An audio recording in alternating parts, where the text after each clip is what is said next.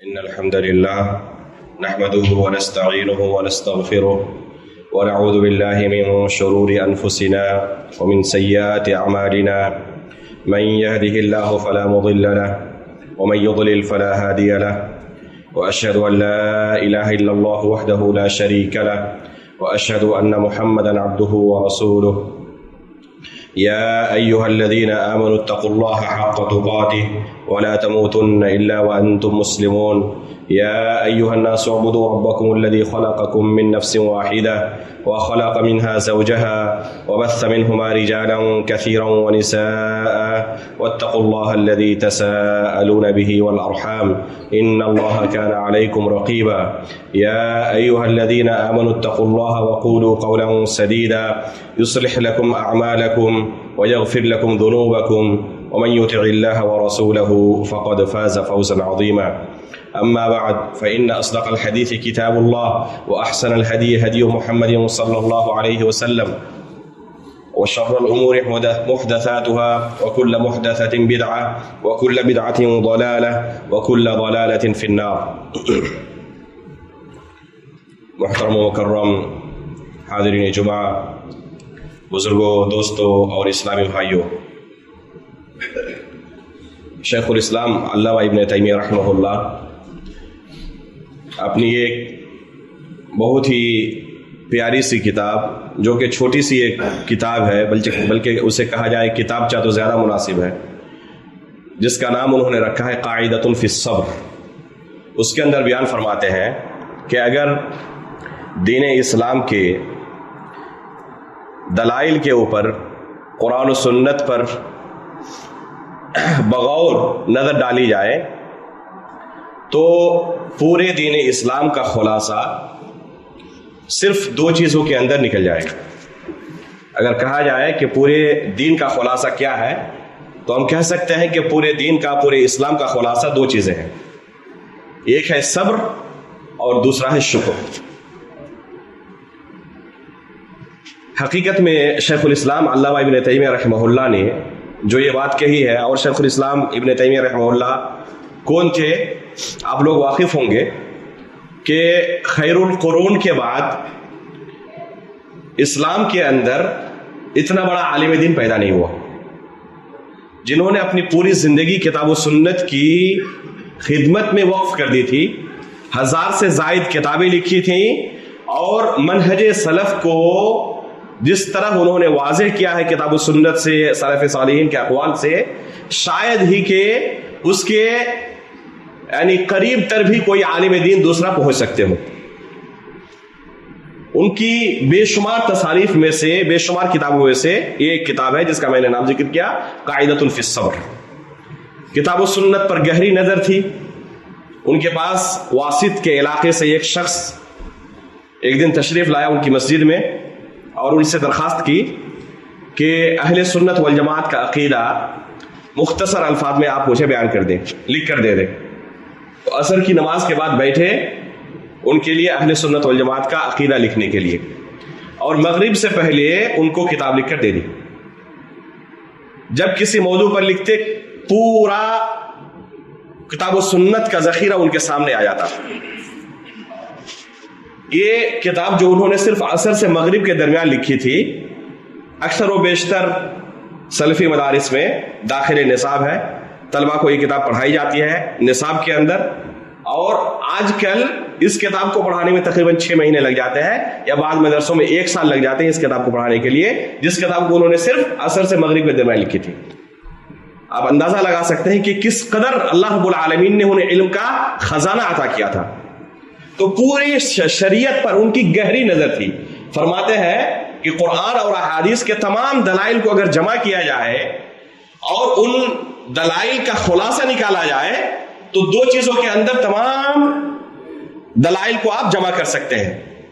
اس کا خلاصہ دو چیزیں نکلتی ہیں، ایک ہے صبر اور دوسرا ہے شکر. حقیقت میں جو انہوں نے یہ بات کہی ہے، یہ اللہ کے رسول صلی اللہ علیہ وسلم کی ایک حدیث کے اندر اس کی طرف واضح طور پر اشارہ بھی موجود ہے. اللہ کے رسول صلی اللہ علیہ وسلم فرماتے ہیں، عجبا لامر المؤمن ان امرہ کلہ خیر. ایک مومن کی زندگی، ایک مومن کا معاملہ بڑا عجیب و غریب ہے. اس کا ہر معاملہ اس کے اندر خیر ہی خیر ہے. شر نام کی کوئی چیز نہیں ہے مومن کی زندگی میں. جو حقیقت میں مومن ہوتا ہے اس کی زندگی میں برائی اور شر نام کی کوئی چیز نہیں ہے. اس کی زندگی میں صرف بھلائی ہی بھلائی ہے, خیر ہی خیر ہے. فَإِنْ أَصَابَتْهُ ضَرَّاءٌ فَصَبَرَ فَهُوَ خَيْرٌ لَهُ. اگر اس کی زندگی میں تکلیفیں مصیبتیں لاحق ہوتی ہے تو ایسے موقع پر وہ بندہ صبر کرتا ہے اور اس کے لیے بہتر ہے, یہ اس کے لیے خیر ہے. وَإِنْ أَصَابَتْهُ سَرَّاءٌ فَشَكَرَ. اور اگر اس کی زندگی میں خوشحالی آتی ہے تو ایسے موقع پر وہ اللہ رب العالمین کا شکریہ ادا کرتا ہے, اور یہ اس کے لیے بہتر ہے, اس کے لیے خیر ہے. وَلَيْسَ ذَلِكَ لِأَحَدٍ إِلَّا لِلْمُؤْمِنِ. یہ جو زندگی گزارنے کا طریقہ ہے یہ صرف ایک مومن کا ہے, کسی دوسرے کو یہ نعمت حاصل نہیں ہے. اب ظاہر سی بات ہے کہ انسان کی پوری زندگی میں یہ دو ہی معاملات اور دو ہی حالات آتے ہیں, یا تو خوشحالی کے حالات آتے ہیں یا پھر تکلیف اور مصیبت کے حالات اس کی زندگی کے اندر آتے ہیں.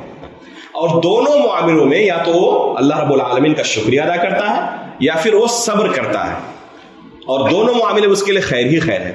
تو گویا کہ ایک مومن کی پوری زندگی صرف خیر ہی خیر ہے اگر حقیقت میں اس حدیث پر عمل کر لے. اس سے آپ اندازہ لگا سکتے ہیں کہ کتنی عظیم حدیث ہے جسے اللہ کے رسول صلی اللہ علیہ وسلم نے اس حدیث کے اندر گویا کہ ایک مومن کی پوری زندگی کو بیان کر دیا ہے. اللہ رب العالمین نے قرآن کریم کے اندر اسی چیز کی طرف اشارہ کیا ہے, ایک دو آیتوں کے اندر نہیں, 4 آیتوں کے اندر. ان فی ذالک لآیات لکل صبار شکور. یہ آیت قرآن کریم کے اندر اللہ رب العالمین نے 4 جگہوں پر ریپیٹ کیا ہے, 4 جگہوں پر اعادہ کیا اس کا. 4 جگہوں پر قرآن کریم کے اندر یہ آیت آپ کو ملے گی. اللہ رب العالمین نے اپنی نشانیوں کا تذکرہ کیا, کرنے کے بعد آخر میں اللہ رب العالمین کا ارشاد ہے ان فی ذالک لآیات لکل صبار شکور. ان چیزوں کے اندر ان بندوں کے لیے نشانیاں ہیں جو بندے 2 صفت سے متصف ہیں. کیا کیا؟ ایک ہے صبر کی صفت سے اور دوسری ہے شکر کی صفت سے. اللہ رب العالمین کے بے شمار ناموں میں سے ایک نام ہے صبور اور ایک نام ہے شکور. علامہ ابن قیم رحمہ اللہ نے ایک بہت ہی پیاری سی اور ضخیم کتاب تصنیف کی ہے, اس کا نام ہے عدۃ الصابرین و ذخیرۃ الشاکرین. بہت ہی پیاری کتاب ہے, اگر کوئی عربی زبان جانتا ہو تو اس کو ضرور یہ کتاب پڑھنی چاہیے. اللہ عالم اس کا اردو ترجمہ ہوا ہے یا نہیں ہوا ہے, ہو سکتا ہے کسی نے اردو میں بھی ترجمہ کر دیا ہو. اگر ترجمہ ہوا ہو تو ضرور ہر ایک کو پڑھنی چاہیے. اس کتاب کے اندر صبر اور شکر کسے کہتے ہیں اور اس کے کیا مسائل ہیں بالتفصیل علامہ ابن قیم رحمہ اللہ نے سے بیان کیا ہے. شکور کی تفسیر بیان کرتے ہوئے فرماتے ہیں علامہ ابن قیم رحمہ اللہ کہ اللہ رب العالمین کا ایک نام کیا ہے؟ شکور, شکریہ ادا کرنے والا. اللہ رب العالمین کیسے شکریہ ادا کر سکتا ہے کہ اللہ کا نام ہے ایک. اللہ رب العالمین کا شکریہ ادا کرنا اور بندوں کا شکریہ ادا کرنا دونوں کے اندر زمین و آسمان کا فرق ہے. کوئی مشابہت ہی نہیں ہے, مثال ہی نہیں دی جا سکتی. بندوں کے اندر بھی یہ صفت موجود ہے, اللہ کے اندر بھی صفت موجود ہے, لیکن دونوں صفتوں میں کوئی مشابہت اور کوئی مماثلت نہیں ہے. یہ اہل سنت والجماعت کا عقیدہ ہے کہ اللہ رب العالمین کے تعلق سے کتاب و سنت کے اندر جن صفات کا تذکر آئے ہم ان پر ایمان لاتے ہیں کہ اللہ رب العالمین ان صفات سے متصف ہے, لیکن ہم ان کی مثال پیش نہیں کرتے, کسی چیز سے اس کی تشبیہ نہیں دیتے. اللہ رب العالمین نے یہی میں حکم دیا ہے لیس کمثلہ شیء وہو السمیع البصیر. یہ آیت اس باب میں اصل کی حیثیت رکھتی ہے, یہ بنیاد ہے اہل سنت والجماعت کے عقیدے کی. لیس کمثلہ شیء وہو السمیع البصیر. اللہ رب العالمین کی طرح کچھ بھی نہیں ہے. کسی چیز سے آپ اللہ رب العالمین کی تشبیہ نہیں دے سکتے. وہو السمیع البصیر, اور اللہ رب العالمین سننے والا ہے, دیکھنے والا ہے. اب غور کریں کہ اسی آیت کے پہلے ٹکڑے میں اللہ رب العالمین نے کہا کہ اللہ کے ساتھ کسی چیز کی آپ تشبیہ نہیں دے سکتے, اور دوسرے ٹکڑے میں کیا کہہ رہے ہیں کہ اللہ تعالیٰ سننے والا ہے, دیکھنے والا ہے. اب غور کریں کہ کتنی مخلوقات کو اللہ رب العالمین نے یہ دو طاقتیں عطا کی ہیں, سننے کی اور دیکھنے کی طاقت. اللہ رب العالمین نے انسانوں کو بھی یہ طاقت عطا کی ہے, اللہ رب العالمین نے حیوانات کو بھی یہ طاقت عطا کی ہے. وہ دیکھتے ہیں, سنتے ہیں, لیکن خود غور کر لیں کہ ایک مخلوق کے اندر جو یہ طاقت موجود ہے کسی دوسری مخلوق کے ساتھ کیا اس کی کوئی مشابہت آپ دے سکتے ہیں؟ کوئی مثال پیش کر سکتے ہیں؟ جیسے چیونٹی اللہ کی ایک چھوٹی سی مخلوق، اللہ رب العالمین نے اس چیونٹی کو بھی دیکھنے کی طاقت دی ہے، بولنے کی طاقت دی ہے، سننے کی طاقت دی ہے. وہ چیونٹی بھی بولتی ہے، سنتی ہے. کیا آج تک کسی نے چیونٹی کی آواز سنی؟ حالانکہ وہ بولتی ہے. آپ قرآن پڑھیں، سلیمان علیہ السلام کا واقعہ اللہ رب العالمین نے قرآن کریم کے اندر بیان کیا ہے. یا ایھا النمل ادخلوا مساکنکم لا یحطمنکم سلیمان وجنودہ. اللہ رب العالمین نے سلیمان علیہ السلام کو یہ خصوصی طاقت عطا کی تھی کہ وہ چرندوں پرندوں کی زبان کو سمجھتے تھے. دیکھیں ہم بھی سنتے ہیں وہ سب، یہ ہمارے سامنے، لیکن ہم کچھ سمجھ نہیں پاتے. چیونٹی کی آواز کو ہم سن بھی نہیں پاتے. سلیمان علیہ السلام اپنے لشکر کے ساتھ جا رہے تھے اور چیونٹیوں کی سردار اپنے لشکر سے، اپنے قبیلے سے کہہ رہی ہیں ادخلوا مساکنکم، اپنے اپنے گھروں کے اندر سب داخل ہو جائیں. لا یحطمنکم سلیمان وجنودہ. قرآن کریم کے اندر اللہ رب العالمین نے اس قصے کو بیان کیا ہے کہ سلیمان علیہ السلام اور ان کے لشکر تمہیں اپنے پیروں سے کچل نہ دے. فتبسم ضاحکا. سلیمان علیہ السلام ان کے اس کلام سے مسکرا پڑے. اب غور کریں کہ سلیمان علیہ السلام ان کی بات سن رہے تھے، سمجھ بھی رہے تھے. کیا کسی دوسرے انسان کے اندر یہ طاقت ہے کہ چونٹیوں کی آواز سن سکے اور سمجھ سکے؟ حالانکہ وہ بھی بولتے ہیں، وہ سنتے ہیں، دیکھتے ہیں، سب کچھ کرتے ہیں. تو جب ایک مخلوق سے دوسرے مخلوق کی اس طاقت کے اندر آپ کوئی مثال پیش نہیں کر سکتے. دیکھنے کی طاقت انسان کی بھی ہے، ایک الو کی بھی ہے، لیکن ہم اس وقت تک دیکھ سکتے ہیں جب ہمارے سامنے روشنی ہو. اگر ہمارے سامنے اندھیرا ہو، ایک دم اندھیری رات ہو اور بجلی اچانک گل ہو جائے تو ہم کچھ بھی نہیں دیکھ پاتے. حالانکہ اللہ رب العالمین نے بعض مخلوقات ایسی پیدا کی ہیں جو اندھیروں کے اندر دیکھ سکتی ہیں. اگر ہم دریا کے اندر چلے جائیں بغیر کسی ہتھیار کے تو دریا کے اندر ہمیں کچھ نظر نہیں آئے گا، لیکن دریا کے اندر اللہ رب العالمین نے بے شمار مخلوقات پیدا کی ہیں اور وہ دریا کے اندر سب کچھ دیکھ پا رہے ہیں. تو مخلوقات کے اندر یہ طاقتیں موجود ہیں، یہ صفات موجود ہیں، لیکن ایک مخلوق کی دوسرے مخلوق کے ساتھ کوئی مماثلت اور کوئی مشابہت نہیں ہے. تو کیا اللہ رب العالمین جو خالق ہے ہم سب کا، اس کی ان صفات کے اندر مخلوق کی صفات کے ساتھ تشبیہ دی جا سکتی ہے؟ یہ نہ کتاب و سنت اس کی ہمیں اجازت دیتا ہے اور نہ عقل ہی اس بات کے اوپر دلالت کرتی ہے کہ اللہ رب العالمین کی صفات کے ساتھ مخلوق کی صفات کی تشبیہ دی جائے. تو اللہ رب العالمین کی صفات میں سے ایک صفت کیا ہے؟ صبر کرنا اور شکریہ ادا کرنا. کہ اللہ رب العالمین صبر کرتا ہے. کیسے صبر کرتا ہے؟ جو اس کی شان کے لائق ہے. ہم بھی صبر کرتے ہیں جیسے ہمارے لائق. اللہ رب العالمین شکریہ ادا کرتا ہے. کیسے؟ جیسے اس کی شان کے لائق ہے. نبی صلی اللہ علیہ وسلم نے ایک حدیث کے اندر اللہ رب العالمین کے صبر کرنے کی اور شکریہ کرنے کی ایک مثال پیش کی ہے، جسے علامہ ابن قیم رحمہ اللہ نے عدت الصابرین کے اندر بیان کیا ہے. اور پہلی حدیث یہی بیان کی ہے اللہ کے نام شکور کی تفسیر بیان کرتے ہوئے. فرماتے ہیں کہ صحیح بخاری اور صحیح مسلم کے اندر یہ حدیث موجود ہے. اللہ کے رسول صلی اللہ علیہ وسلم فرماتے ہیں لیس احد اصبر من اذى يسمعه من اللہ عز وجل. اللہ رب العالمین سے زیادہ تکلیف اور مصیبت کی چیزیں سننے کے بعد صبر کرنے والا کوئی دوسرا نہیں ہے. اللہ رب العالمین کو لوگ کتنی گالیاں دیتے ہیں، کتنی نافرمانی کرتے ہیں، اس کے باوجود اللہ رب العالمین ہر چیز پر صبر کرتا ہے اور بندے کو فوراً سزا میں گرفتار نہیں کر دیتا، اس سے نعمتیں نہیں چھین لیتا. فرماتے اللہ کے رسول صلی اللہ علیہ وسلم لیس احد اصبر على اذى يسمعه من اللہ عز وجل انہم لیدعون له ولدا. کہ بندے کی حالت یہ ہے، بے شمار لوگوں کی حالت یہ ہے کہ اللہ رب العالمین کے تعلق سے الزام لگاتے ہیں، اللہ رب العالمین کو گالی دیتے ہیں. کیا کہہ کر؟ کہ اللہ رب العالمین نے فلاں کو اپنا بیٹا بنا لیا ہے. جیسے کہ آج دیکھیں کتنے لوگوں کا عقیدہ ہے عیسیٰ علیہ السلام کے تعلق سے کیا کہتے ہیں کہ عیسیٰ علیہ السلام نعوذ باللہ اللہ رب العالمین کا بیٹا ہے. ایک کفری عقیدہ ہے. اللہ کے رسول فرماتے ہیں کہ اللہ رب العالمین کے متعلق لوگ بے شمار لوگ ایسے ہیں جو اس طرح کی گالیاں دیتے ہیں، لیکن اس کے باوجود وَإِنَّهُ لَيَرْزُقُهُمْ وَيُعَافِيهِمْ، اس کے باوجود اللہ رب العالمین مسلسل انہیں رزق دے رہا ہے، ان کے رزق کو نہیں چھین لیتا۔ بلکہ آج دیکھیں دنیا کے اندر اکثر و بیشتر ترقی یافتہ ممالک انہی کے قبضے میں ہے۔ اللہ رب العالمین نے دنیا کی بادشاہت تک ان کو عطا کر دی ہے۔ اکثر و بیشتر جو ترقی یافتہ ممالک ہے پوری سلطنت اللہ رب العالمین نے ان کو عطا کی ہوئی ہے۔ اس سے زیادہ صبر کرنے والا کوئی ہو سکتا ہے؟ ممکن ہی نہیں ہے۔ انہم لا يدعون له ولدا، لوگ اللہ رب العالمین کو اتنی سخت گالی دیتے ہیں کہ اللہ رب العالمین کے متعلق یہ دعویٰ کرتے ہیں کہ اللہ رب العالمین کا فلاں بیٹا ہے، اور اللہ رب العالمین کی حالت کیا ہے؟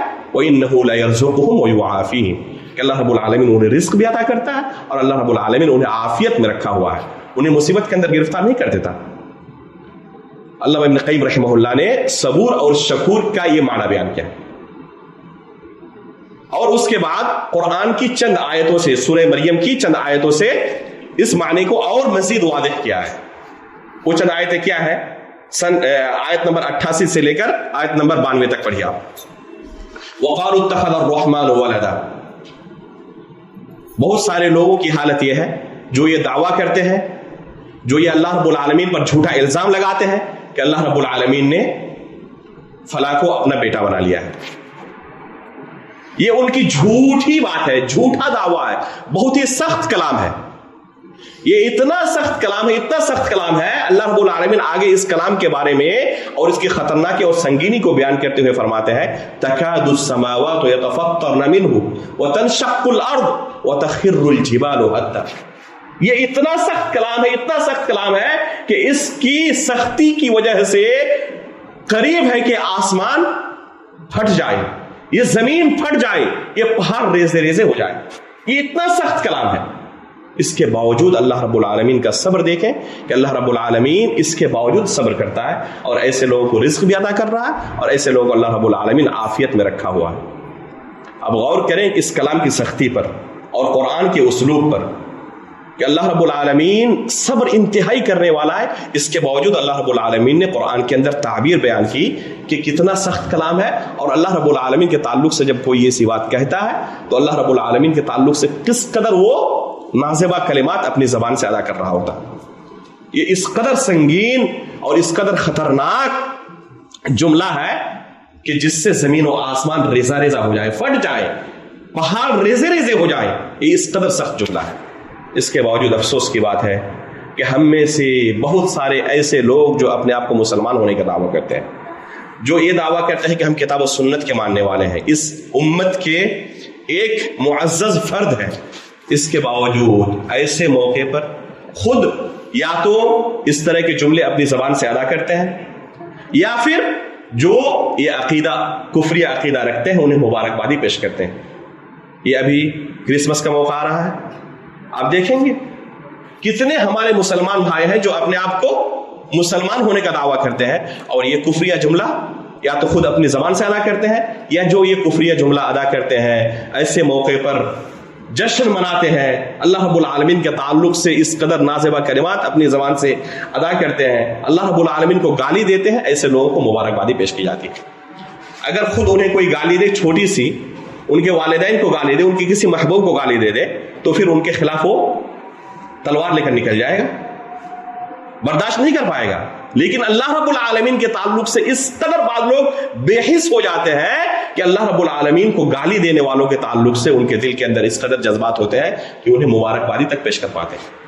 نعوذ باللہ من ذالک۔ اللہ رب العالمین ہمیں اس قدر سنگین گناہوں سے بچا کر رکھے، محفوظ رکھے۔ اللہ کے رسول صلی اللہ علیہ وسلم ایک حدیث کے اندر بیان کرتے ہیں، صحیح حدیث ہے، کہ بسا اوقات بعض لوگ اپنی زبان سے ایسے کفریہ کلمات ادا کرتے ہیں لا یلقی لها بالا، کہ ان کلمات کی سنگینی کا انہیں کوئی نہ علم ہوتا ہے اور نہ انہیں سنگین سمجھتے ہی ہیں، سوچتے ہیں کہ چھوٹی سی بات ہے، کیا اس میں حرج ہے؟ حالانکہ یہ اس قدر سنگین ہوتا ہے کہ یہ صرف ایک کلمہ زبان سے ادا کرنے کی وجہ سے جہنم کے اندر وہ غرق ہو جاتا ہے، اس کے اندر وہ نچلے طبقے کے اندر وہ چلا جاتا ہے۔ जहन्नम के। हालांकि उसने एक मामूली जुमला समझ लिया था, बस उसकी संगीनी से बेखबर था, या संगीनी को जानते हुए भी समझता था कि इससे कोई हर्ज नहीं है, एक छोटी सी बात है। मेरे भाइयों, अल्लाह रब्बुल आलमीन के यहाँ जो मेयार है किसी गुनाह को तोलने का, अल्लाह रब्बुल आलमीन के यहाँ जो मीज़ान है, उसी मीज़ान पर क़यामत के दिन हर एक को तोला जाएगा। हम अपने मिजाज के मुताबिक अगर चाहें कि शरीयत बन जाए तो ये मुमकिन नहीं है, बल्कि शरीयत के मुताबिक अपने मिजाज को हमें बदलने की और बनाने की ज़रूरत है। हम ये नहीं कह सकते कि हमने अपने समाज के अंदर इस चीज़ को छोटा हल्का समझा हुआ था, इसलिए हकीकत में शरीयत के मीज़ान पर भी वो हल्का ही हो जाए, बल्कि असल है कि शरीयत के मीज़ान पर वो हल्का है या नहीं है। अब गौर करें, उम्मुल मोमिनीन रज़ियल्लाहु ताला अन्हा के ताल्लुक से किसी सहाबिया ने कहा कि वो छोटी है, नाटी है। एक सहाबिया के ताल्लुक से एक दूसरी सहाबिया है, सहाबियत के शरफ से अल्हम्दुलिल्लाह अल्लाह रब्बुल आलमीन ने उन्हें नवाजा है।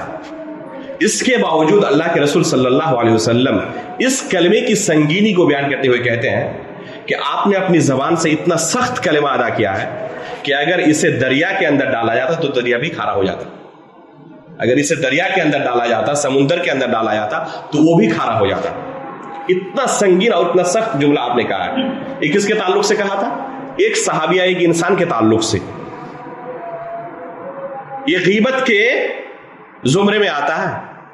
अगर एक मुसलमान दूसरे मुसलमान की गीबत करे तो उसकी ये संगीनी अल्लाह के रसूल ने बयान की, और अगर कोई मुसलमान अल्लाह रब्बुल आलमीन को गाली दे तो इससे बड़ा कुफ्र और क्या हो सकता है कि एक मुसलमान अल्लाह रब्बुल आलमीन को गाली दे और कहे कि अल्लाह रब्बुल आलमीन ने फला को अपना बेटा बना लिया। इसलिए मेरे भाइयों, इसे हल्के में नहीं लेना चाहिए। इस तरह के मौकों पर असल इम्तिहान होता है कि आप हकीकत में किताब और सुन्नत की इत्तिबा करने वाले हैं या सिर्फ ये ज़बानी दावा है। कम अज कम दिल के अंदर तो आपके अंदर नफरत होनी चाहिए। अल्लाह के रसूल सल्लल्लाहु अलैहि वसल्लम फरमाते हैं अम्र बिल मारूफ व नही अनिल मुनकर के मरातिब को बयान करते हुए कि अगर कहीं कोई मुनकर हो रहा हो और किसी के हाथ में अल्लाह रब्बुल आलमीन ने ये ताकत अता की हो, ये पावर दिया हो, जैसे जो हुक्मरां होते हैं अल्लाह रब्बुल आलमीन उनको पावर दिया है, वो चाहे तो कानून बना सकते हैं, उनके हाथ में पुलिस है, फोर्स है, फौज है, अदालत है, सब कुछ है, उनके हाथ में पावर है। तो अगर किसी को अल्लाह रब्बुल आलमीन ने हाथ से रोकने की ताकत दी हो तो हाथ से रोके हो।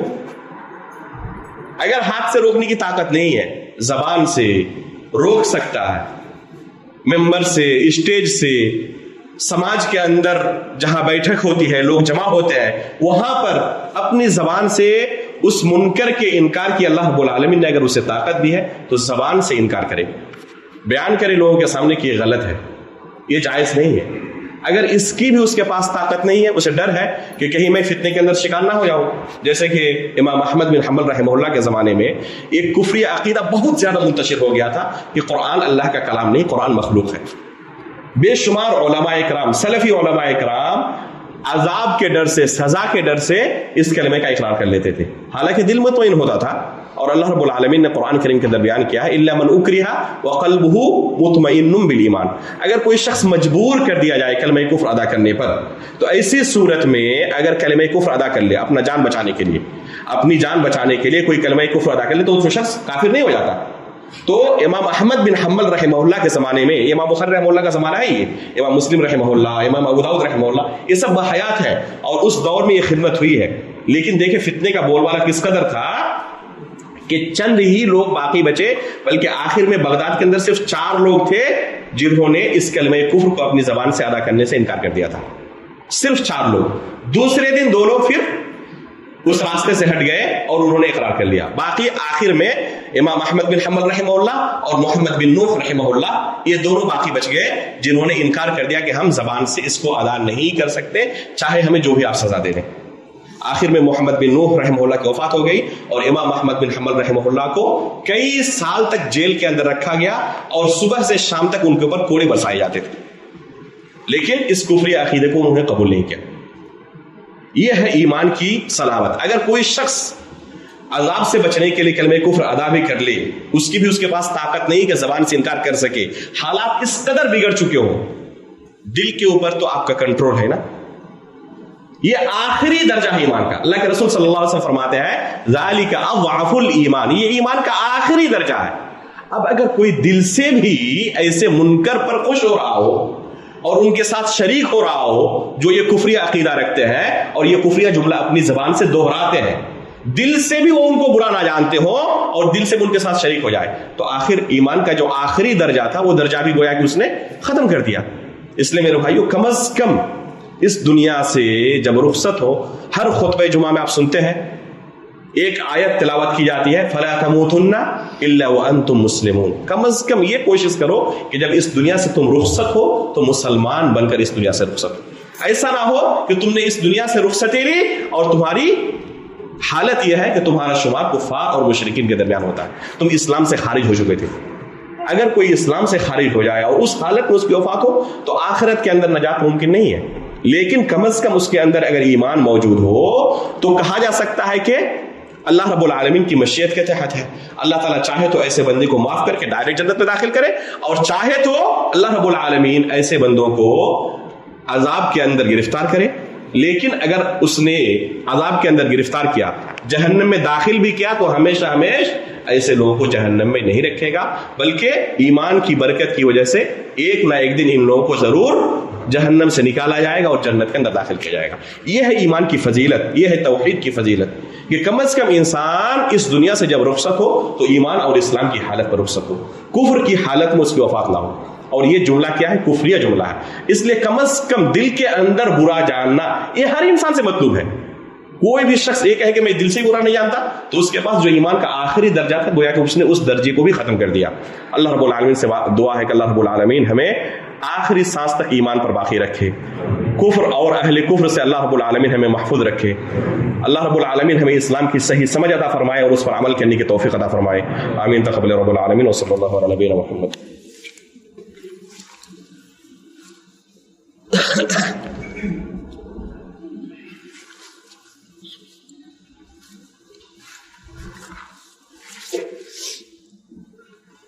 الحمد لله رب العالمين والصلاة والسلام على رسوله محمد وآله وصحبه أجمعين. أشهد أن لا إله إلا الله وحده لا شريك له وأشهد أن محمدا عبده ورسوله. أما بعد.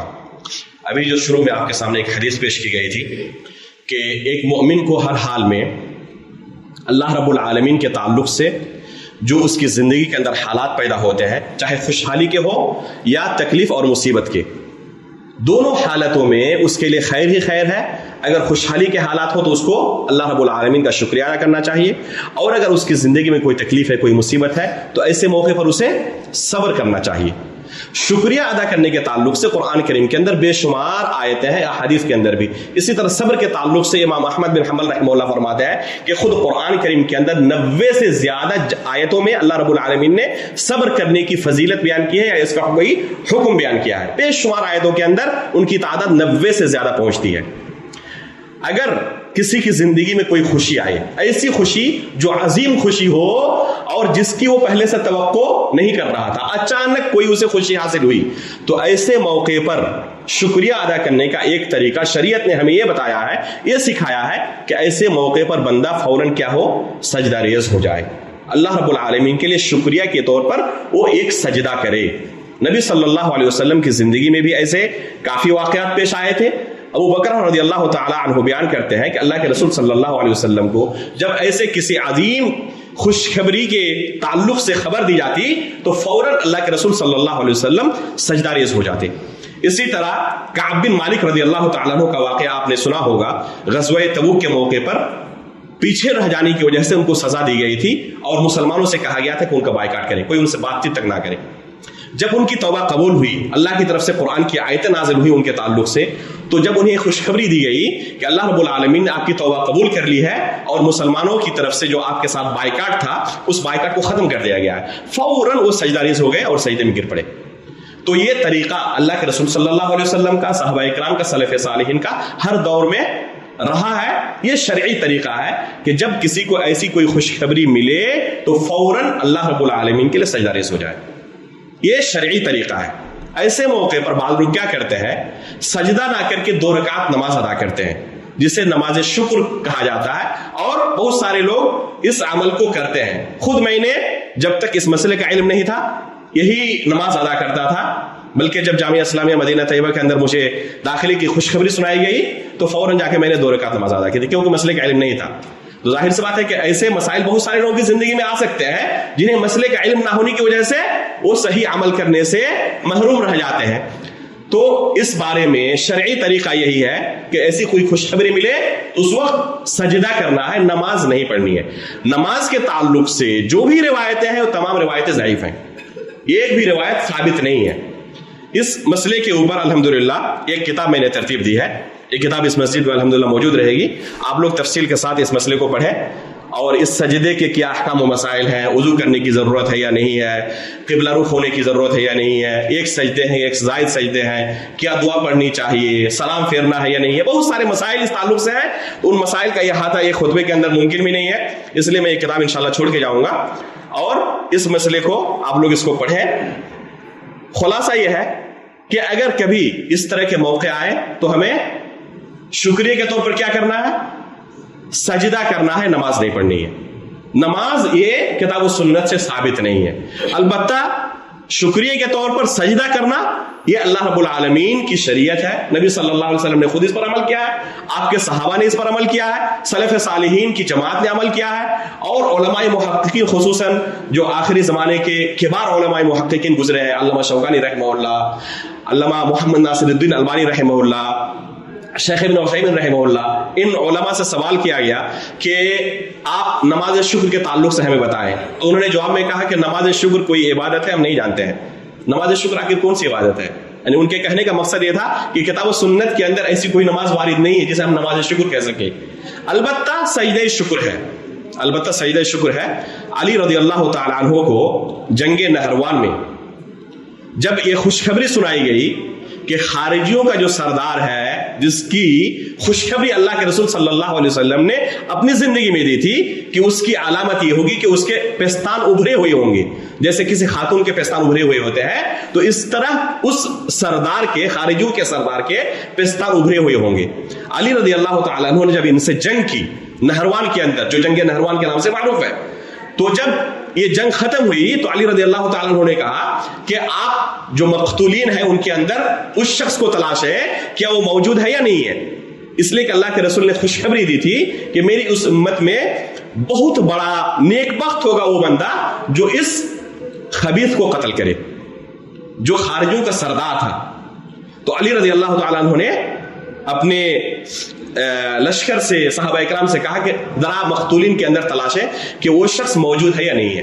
جب انہیں خوشخبری سنائی گئی کہ ہاں اس شخص کی بھی اسی جنگ کے اندر اس شخص کو بھی قتل کیا گیا, تو فوراً خوشی کے مارے اللہ کے رسول صلی اللہ علیہ وسلم نے جو دعا کی تھی اور جو خوشخبری دی تھی کہ میری امت میں سب سے خوشبخت وہ بندہ ہوگا, نیک بخت وہ بندہ ہوگا جو اس شخص کو قتل کرے گا, فوراً سجدے میں گر پڑے. کعب بن مالک رضی اللہ تعالیٰ عنہ کا جو واقعہ تھا وہ صحابہ اکرام کے مجمع میں تھا. اللہ کے رسول صلی اللہ علیہ وسلم مسجد کے اندر بیٹھے ہوئے تھے, مسجد نبوی کے اندر, اور پورا واقعہ تفصیل کے ساتھ صحیح بخاری کے اندر موجود ہے, اور صحیح بخاری کی سب سے طویل حدیثوں کے اندر اس حدیث کو شمار کیا جاتا ہے. کئی صفحات کے اندر راوی حدیث نے اس حدیث کو بیان کیا کہ کیسے ان کے ساتھ یہ مسائل پیش آئے اور انہوں نے صبر کا دامن نہیں چھوڑا, آخری وقت تک اسلام پر ڈٹے رہے. اس میں ان لوگوں کے لیے بھی درس ہے جن کی زندگی میں مصیبتیں آتی ہیں, خصوصاً اسلام پر جمے رہنے کی وجہ سے اگر زندگی میں کوئی مصیبت آتی ہے. بہت سارے لوگ ہوتے ہیں نا, پہلے کسی غلط منہج کے تحت تھے, کسی غلط عقیدے کو قبول کیے ہوئے تھے, لیکن اللہ رب العالمین نے انہیں ہدایت دی اور انہوں نے سلف کا جو منہج تھا, اللہ کے رسول صلی اللہ علیہ وسلم پر اپنے صحابہ کو جس منہج پر چھوڑ گئے تھے, تو جب اس کی انہیں الحمدللہ خبر لگتی ہے, تحقیق کر کے پہنچتے ہیں کہ حقیقت میں اللہ کے رسول صلی اللہ علیہ وسلم کون سی شریعت لے کر آئے تھے, تو پھر الحمدللہ اس کو قبول کرتے ہیں. قبول کرنے کی بنا پر بہت ساری مصیبتوں کا سامنا کرنا پڑتا ہے. بہت سارے لوگ جو پہلے دوست تھے وہ دشمن بن جاتے ہیں, بہت سارے لوگ ستاتے ہیں. کعب بن مالک رضی اللہ تعالیٰ عنہ کو جب دوسرے اسٹیٹ کے بادشاہوں کو خبر پہنچی کہ اس طرح ایک صحابی ہے جن سے اللہ کے رسول صلی اللہ علیہ وسلم اور آپ کے تمام صحابہ بائیکاٹ کیے ہوئے ہیں, کوئی ان سے بات چیت نہیں کرتا, بلکہ صحیح بخاری کی روایت ہے وہ سلام کرتے اللہ کے رسول کو, صحابہ کرام کو, اور ہونٹوں کی طرف دیکھتے رہتے کہ کیا ہونٹ ہل رہے ہیں, زبان سے اونچی آواز میں تو سلام کا جواب نہیں دیتے, لیکن کیا ہونٹ ہل بھی رہے تو کہتے ہیں ہمیں پتہ نہیں چلتا کہ ہونٹ ہل رہے نہیں ہل رہے. یہ موقع تھا, اس موقع پر انہیں ایک لیٹر ملتا ہے ایک بادشاہ کی طرف سے کہ آپ کا دوست یعنی رسول اللہ صلی اللہ علیہ وسلم آپ سے ناراض چل رہے ہیں, آپ ہمارے دین پر آ جائیں, یہ پوری ریاست آپ کے لیے حاضر ہے. اللہ اکبر, کس طرح کی مصیبت آ سکتی ہے اور کس طرح فتنے کے اندر کوئی شخص مبتلا ہو سکتا ہے. غور کریں کہ ایک طرف پوری ریاست ہے اور ایک طرف اپنے لوگ ہی ناراض ہیں, بائیکاٹ کیے ہوئے ہیں, بات چیت تک نہیں کرتے, یہاں تک کہ بیوی کو بھی اللہ کے رسول صلی اللہ علیہ وسلم نے یہ حکم دیا کہ اس کے ساتھ کی نہ کریں, قریب نہ جائیں. یعنی دنیا کے اندر اکیلے ہو گئے ہیں, پوری دنیا ان پر تنگ ہو گئی. ایسے موقع پر بھی صبر کا دامن نہیں چھوڑتے اور ایسے موقع پر بھی دین پر جمے رہتے ہیں. استقامت کی عظیم مثال ہے, شاید ہی کہ اس سے بڑی کوئی استقامت کی مثال آپ کو مل جائے. ایک ہوتا ہے کہ کسی انسان کو صبر کرنا پڑا 1 دن 2 دن, اس کے بعد اس کو قتل بھی کر دیا ہے تو مدت مختصر ہے, لیکن 1 دن 2 دن کی بات نہیں ہے, تقریباً 50 دن تک ان کو بائیکاٹ کر کے رکھا گیا. اسی طرح وہ مسجد کے اندر حاضر بھی ہوتے, کسی سے سلام کرتے تو کوئی جواب تک نہیں دیتا ان کو, وہ دیکھتے رہتے ہونٹوں کی طرف, ان کے ہونٹ تک نہیں ہلتے تھے, کسی سے کوئی ضرورت ہوتی تو کوئی ان سے بات چیت تک نہیں کرتا. تو ایسے موقع پر بھی انہوں نے صبر کا دامن نہیں چھوڑا. اب جب ان کی توبہ قبول ہوئی تو اللہ رب العالمین نے قرآن کی آیتیں نازل کی, وَعَلَى الثَّلَاثَةِ الَّذِينَ خُلِّفُوا, یہاں سے آیتیں شروع ہوتی ہیں.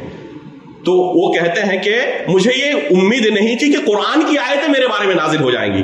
اب دیکھیں کتنا شرف اللہ رب العالمین نے اس صبر کا کیا بدلہ ان کو دیا. آخرت کے اندر جو کچھ ہے وہ, لیکن دنیا کے اندر جب تک یہ دنیا قائم رہے گی تب تک یہ شریعت باقی رہے گی, یہ قرآن باقی رہے گا, اور تب تک یہ آیتیں تلاوت کی جاتی رہیں گی. تو اللہ رب العالمین نے اتنا بڑا انعام انہیں عطا کیا کہ قرآن کے اندر اللہ رب العالمین نے ان کے توبے کا اعلان کیا. جب ان کو توبے کی خوشخبری سنائی گئی, صحابہ کرام موجود تھے, اللہ کے رسول موجود تھے, کیا کیا انہوں نے؟ فوراً سجدہ ریز ہو گئے. صحیح بخاری کی روایت کے مطابق فوراً سجدہ ریز ہو گئے. یہی قصہ ایک دوسری روایت کے اندر آیا ہوا ہے جس کی سند ضعیف ہے, جسے بعض لوگ نماز شکر کی دلیل کے طور پر پیش کرتے ہیں.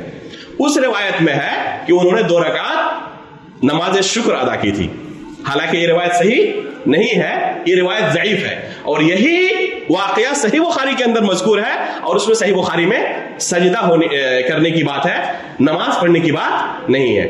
اور ایک اہل حدیث ہونے کے ناطے ہمیں صحیح حدیث پر عمل کرنا چاہیے, خصوصاً جو صحیح بخاری کے اندر موجود ہے, اور ضعیف احادیث سے ہمیں بچنا چاہیے. اللہ رب العالمین سے ہم دعا کرتے ہیں کہ اللہ رب العالمین ہمیں دین کی صحیح سمجھ عطا فرمائے اور ان پر عمل کرنے کی بھی اللہ تعالیٰ ہمیں توفیق عطا فرمائے. آمین. تقبل رب العالمین. وصلی اللہ علی نبینا محمد. اللهم صل علی محمد وعلى ال محمد كما صليت على ابراهيم وعلى ال ابراهيم انك حميد مجيد. اللهم بارك على محمد وعلى ال محمد كما باركت على ابراهيم وعلى ال ابراهيم انك حميد مجيد. سبحان ربك رب العزة عما يصفون وسلام على المرسلين والحمد لله رب العالمين.